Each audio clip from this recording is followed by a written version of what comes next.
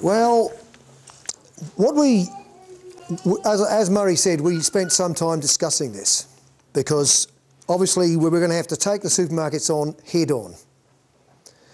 And there were some problems with that because it was quite clear right from the start that they were going to blacklist us. Why were we doing it? And that resulted in us formulating 3 principles upon which everything else was based. And I'll read these to you because when you register to be a stallholder, and in today's world, we've got to have room to get you in because we've got so many stallholders now that it's actually hard to get people in all the time. You get given a copy of these rules, which are all written down, so it's very clear to everybody what they operate under. And on the first page of the rules it says, the market philosophy is founded on the following principles.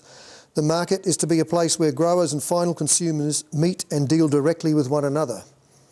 2, the market must be run in such a way that relations between growers and final consumers are open, honest and display integrity of purpose of the market. 3, the market is for growers who grow products in the local Northland area. It is to be a market that allows local people to buy local produce. That we are not a farmers market. Now, as most of you will know, we started long before farmers markets were ever heard of. And some of the things that are going on in farmers markets, we would never allow them in the growers market. We looked at it from the transition towns point of view, which was that it's quite important for people to have a source of food which is local and does not depend on China. Like, well, I mean, if we look at it this way, there is no way the price of fuel is going to stay as cheap as it is now. At the moment, a great deal of food is being imported from as far away as China. I mean, 10 to 15% of most frozen vegetable packets are Chinese frozen vegetables. If it becomes expensive to transport stuff, either they're going to have to charge a heck of a lot more or it simply won't be available. And so the transition town's focus, as Jeff explained it to me, was that they wanted to make sure that there was a model which really worked in terms of supplying local people with local produce. Now this market here in Whangarei, we sell as much stuff as every farmer's market in New Zealand put together in terms of produce. And on top of that, we have enough volume that we have a wholesale section. It's the only market in New Zealand with a wholesale section with approximately 60 registered wholesale buyers. Since we started, we've done nothing but get bigger. We stuck to the principles, we've made it simple, there are no committees, there's no committees, we don't have meetings, we had 1 meeting in 10 years, okay? And if we have to have an urgent meeting, we're going to have it at 5:30 in the morning. And believe me, at 5:30 in the morning in a freezing cold, there's no bullshit going to get talked. And anybody who starts talking nonsense will get shouted down. So competition, it's not like 2 supermarkets competing. It's a completely different atmosphere. And we feel that the farmers market movement, which keep wanting us to be involved in it, the farmers market movement is going down the wrong road in terms of supplying local people with a sufficient volume of local produce for it actually to be a serious alternative to supermarkets. And then some of the things that go on in these markets we wouldn't tolerate for 5 minutes. Being so severe on this keep it local thing, that has in fact done, it has engendered local production of things that were never ever grown in the north for years. And a prime example is asparagus. We haven't had asparagus grown in Northland for donkey's years. Well, right now, Porotee growers have got asparagus beds in.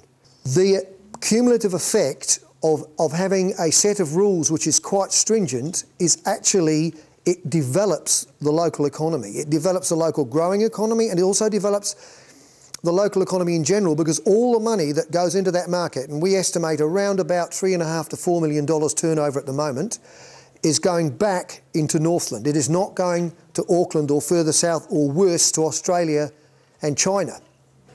Well, just an aside, when in 1990 there was 7,000 growers, in 1999 it was 1,200. And what we're doing is we're losing knowledge. That's what we're losing. And diversity. I personally do not blame the supermarkets, right? I blame growers for not taking on board what has to happen. I mean, we fronted up to the reality, which is You want to frighten the supermarkets? You take their customers away from them. That's the only thing they understand. They don't understand anything else. Farmers markets have not got serious growers involved in them. And you do have to have serious growers to produce volume. The sort of things we've learned is, as I mentioned before, no committees. If you can possibly avoid a committee, no committees. Or if you've got a committee, it don't meet very often. The second thing is, the market needs to be run by growers. The next thing is, nobody gets paid. This is very important. This is the only market in New Zealand where the people who run the market don't take any money out of it. And you just got to look all around New Zealand to see some of the stuff that's going on in these farmers' markets. It is just, it simply is anti-success. That is one of the reasons why nobody else is even within cooey of selling the quantities we sell in Whangarei, because they just lost their way. They've become elitist. They're expensive. They've got a whole lot of stuff that people don't want. They've got too much processed stuff. We're not a farmers' market. We don't agree with what's going on in some of these farmers' markets. We think they've lost their way. We don't think they're capable, the way they're running at the moment, of supplying sufficient quantities to be a serious source of local food. The supermarket purchasing system militates against local growers. And it's clear to me that this market has had a significant effect on the social structure and the social cohesion of Whangarei.